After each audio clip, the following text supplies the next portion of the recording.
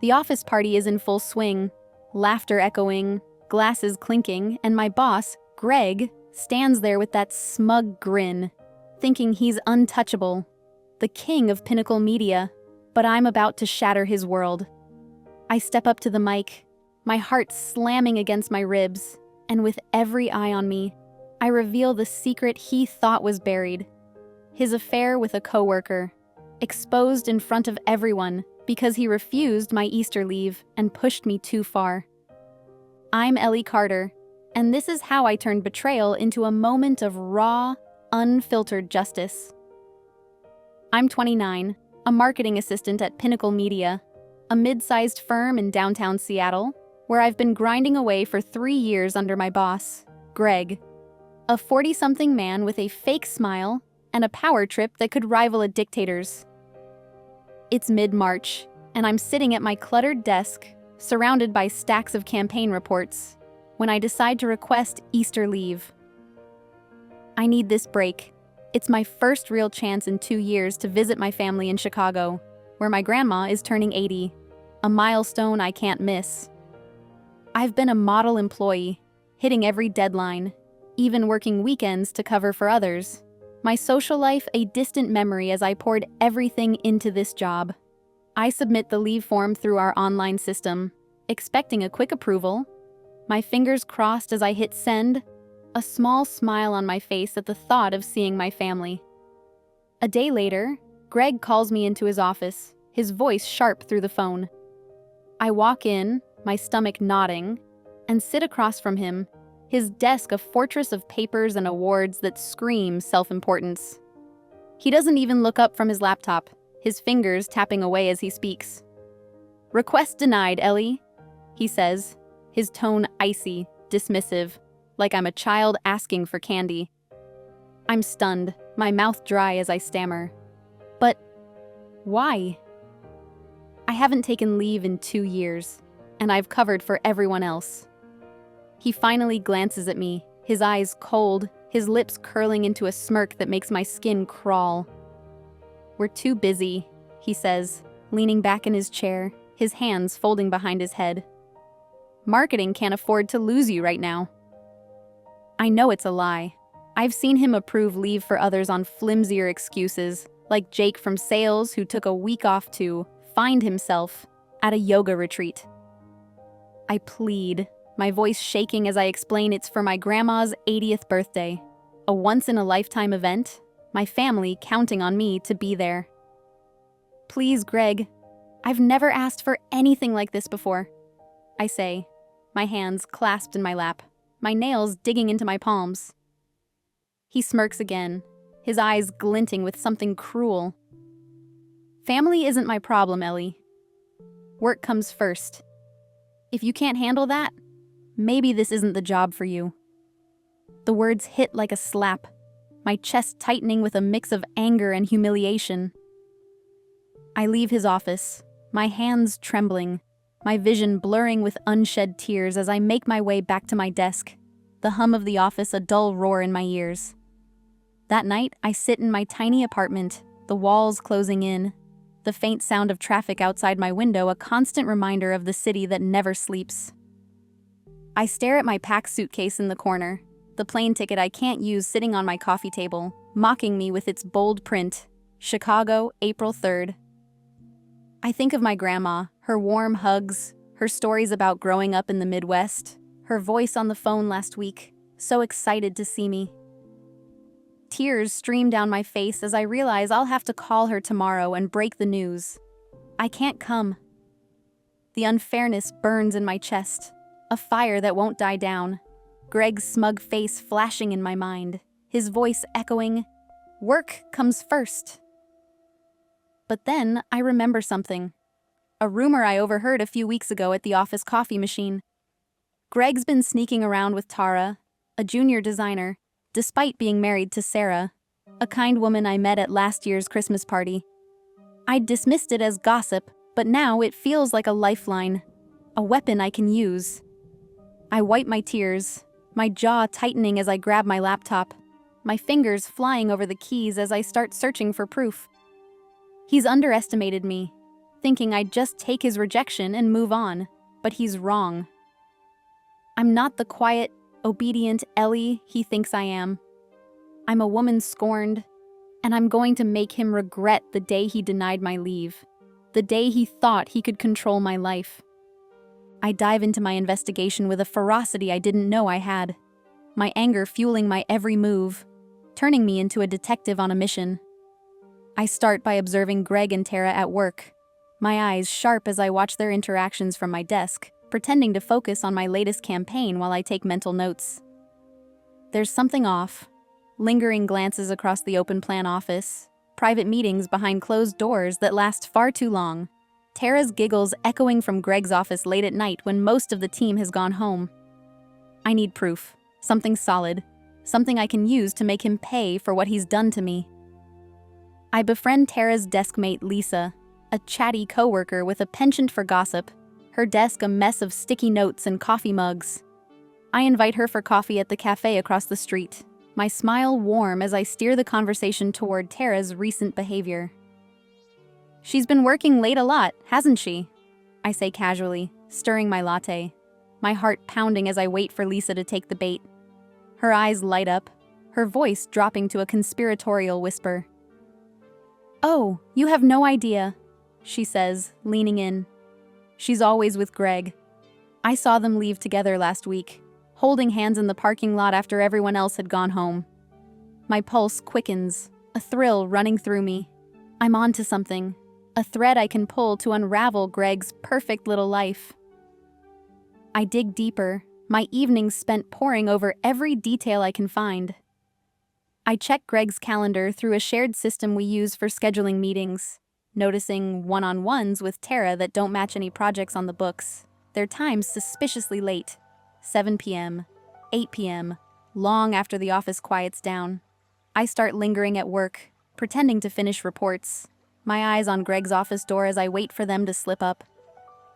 One night, I see them leave together, Tara's hand brushing Greg's arm, their laughter low and intimate as they head for the elevator. I follow at a distance, my phone ready, but they disappear into the parking garage before I can snap a photo, my frustration mounting as I realize I need more than just my word against theirs.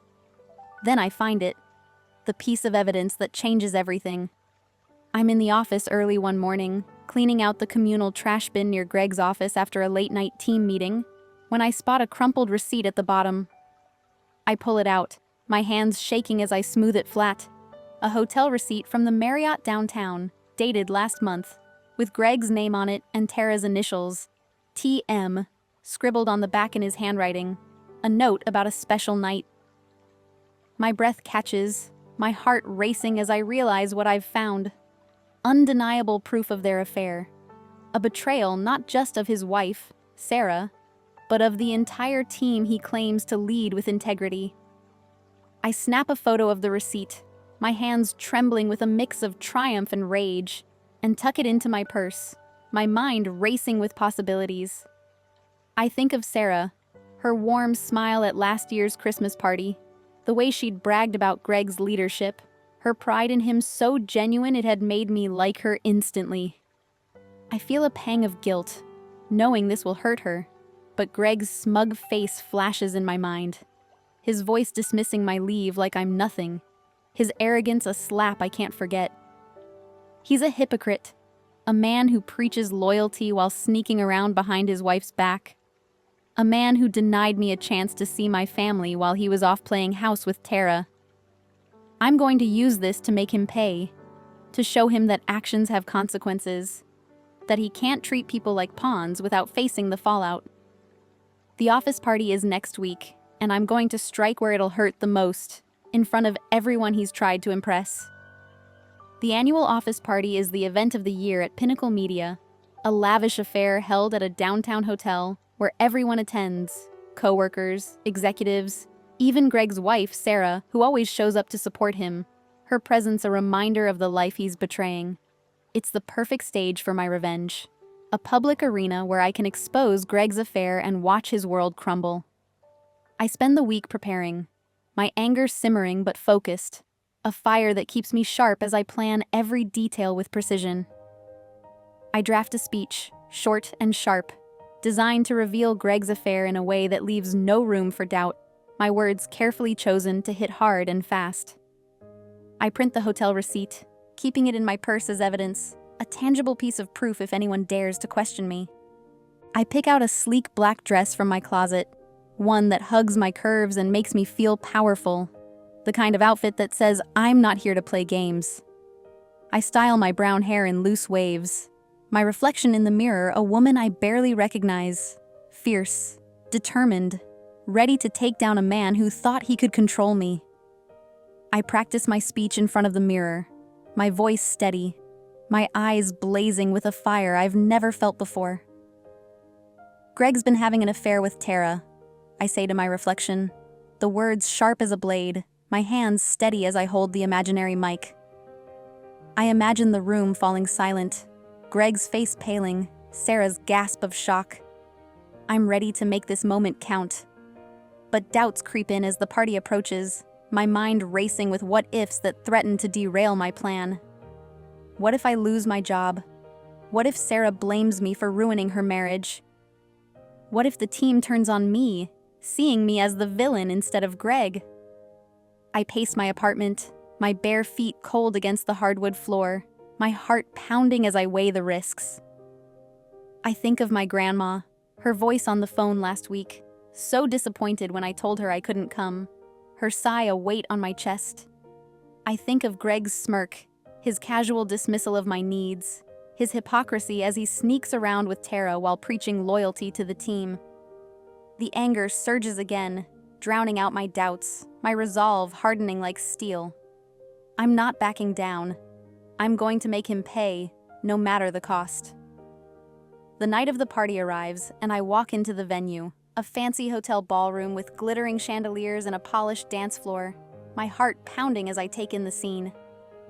The room is packed, the air thick with the scent of perfume and champagne, the music a pulsing beat that matches the rhythm of my nerves. Greg is there, laughing with colleagues, his arm around Sarah, her blonde hair shining under the lights, her smile wide as she clings to him. He's playing the perfect husband, the perfect boss, his charm a mask I'm about to rip off. I grip my purse, the hotel receipt inside a silent promise, my black dress a suit of armor as I prepare to strike. I'm a ticking bomb, and Greg's about to feel the explosion that will change everything. The ballroom is alive with energy, the music thumping through the speakers, lights twinkling like stars against the high ceiling, coworkers dancing and drinking, their laughter a constant hum that fills the space. I mingle with the team, keeping my cool, my smile plastered on as I chat with colleagues about campaigns and weekend plans, my mind a million miles away. But my eyes are on Greg, tracking his every move as he works the room, his charm on full display, his laughter loud and forced, a performance for the crowd. He's playing the perfect husband, holding Sarah's hand, his arm around her waist as they pose for photos, his smile wide as he toasts the team's success, his glass raised high. It makes my stomach churn. He's a fraud, a man living a lie, and I'm about to unmask him in front of everyone he's tried to impress.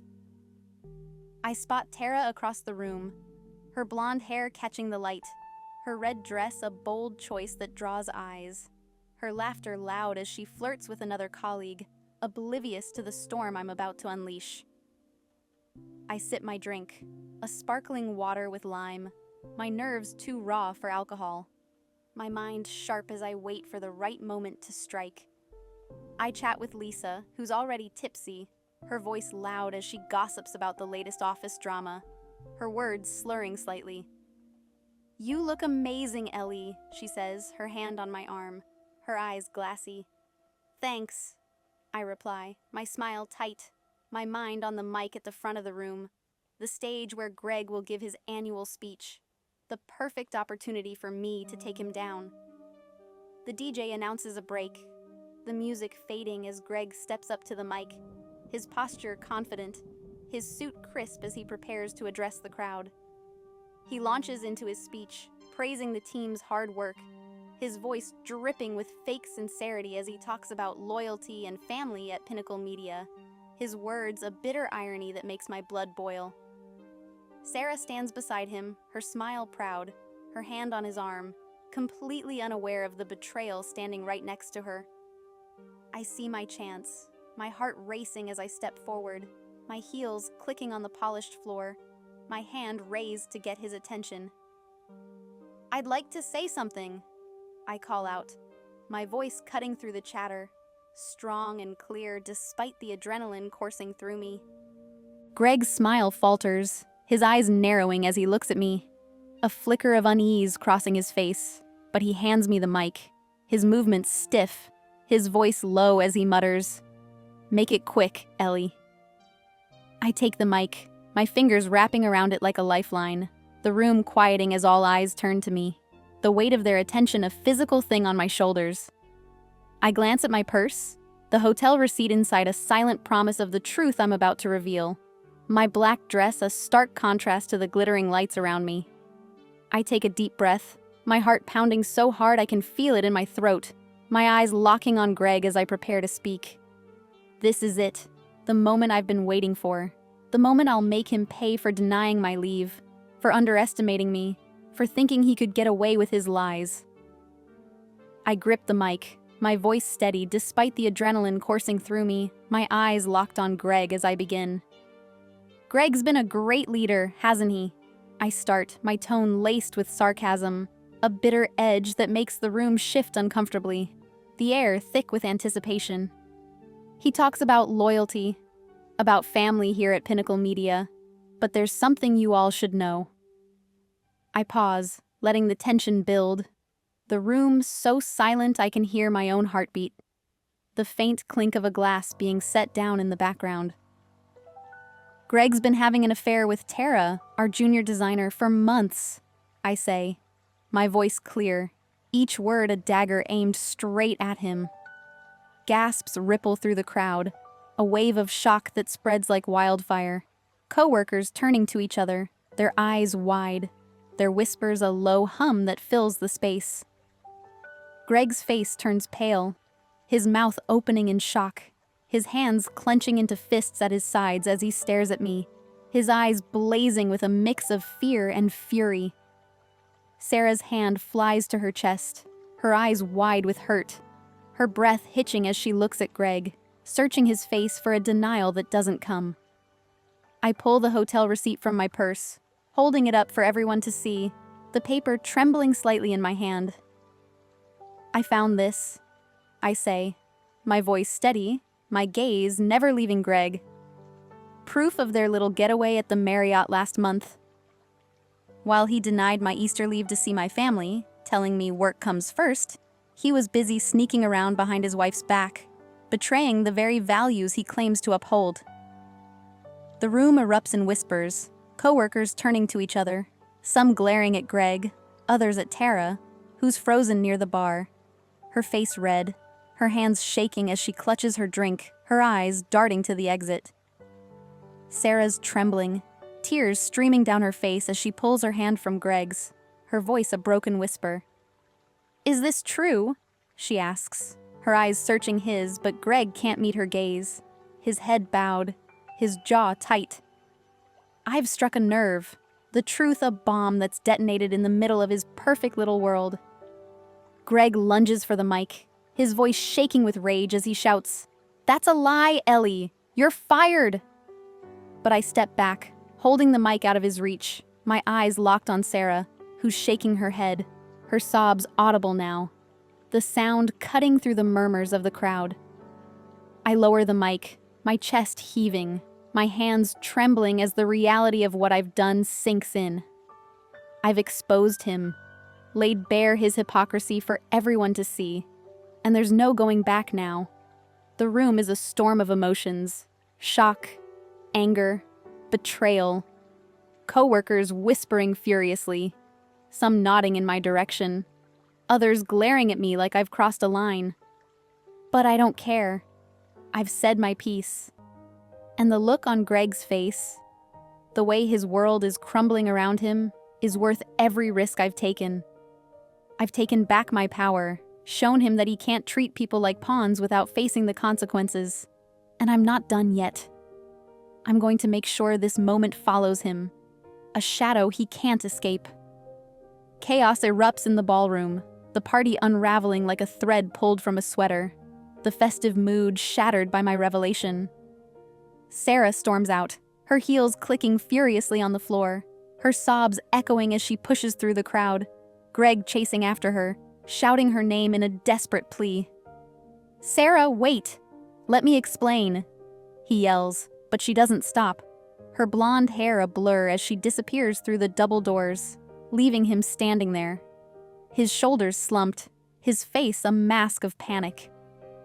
Tara bursts into tears, her red dress a stark contrast to her pale face as she runs to the bathroom, coworkers whispering and pointing as she passes, her reputation as tarnished as Greg's. I stand there, the mic still in my hand, my chest heaving, a mix of triumph and guilt washing over me as I take in the scene I've created. Some colleagues clap, a few even cheering, their voices a mix of support and shock. "Way to go, Ellie!" one calls out, while others glare at me, their eyes accusing, as if I'm the villain for exposing the truth. I set the mic down, my hands shaking, my legs weak as I step off the stage, the weight of what I've done hitting me like a tidal wave.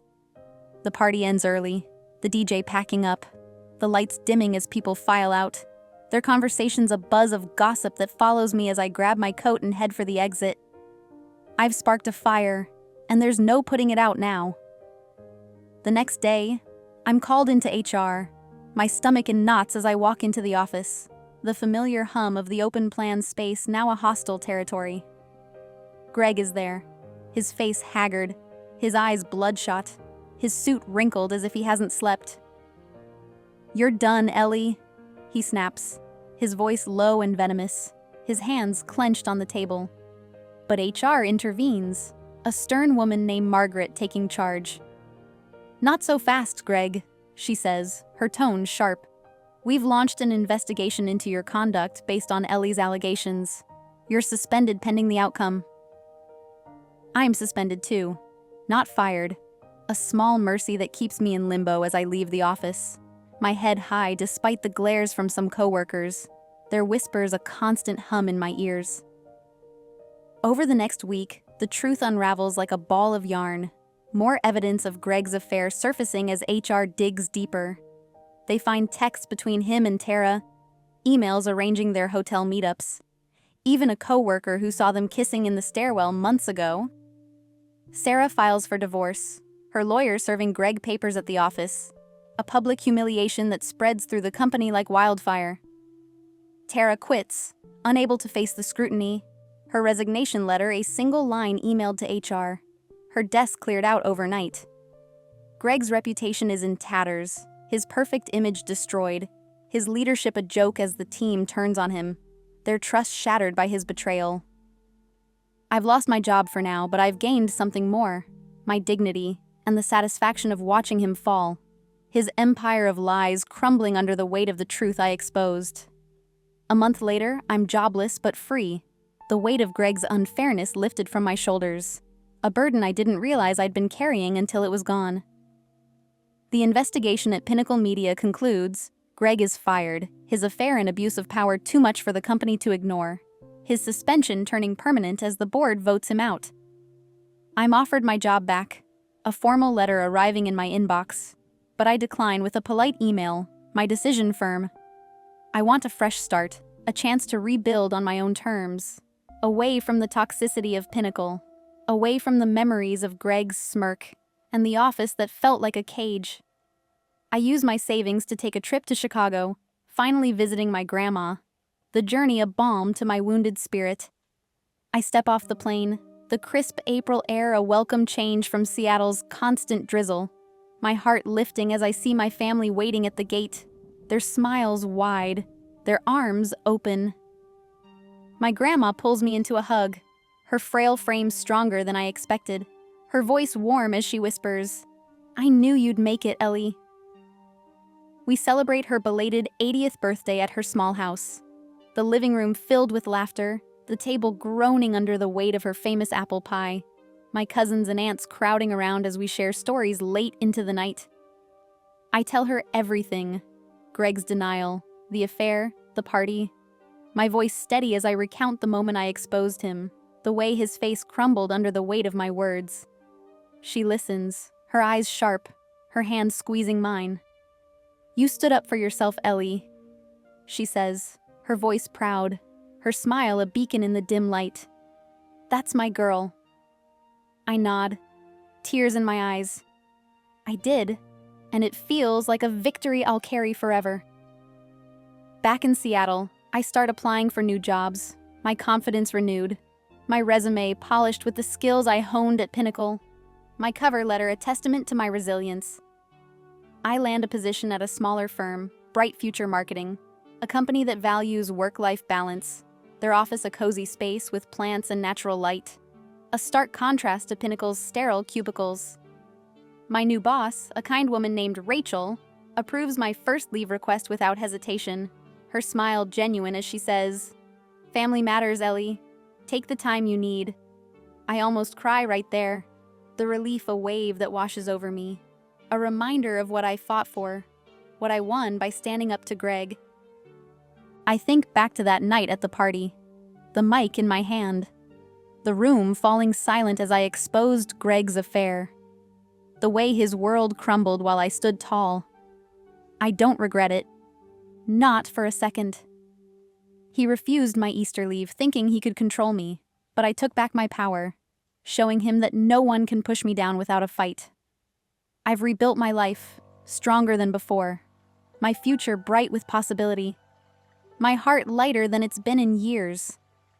Greg's downfall was the price of his betrayal, and I'm the one who made him pay, a woman who turned pain into power, who found justice in the ashes of his lies.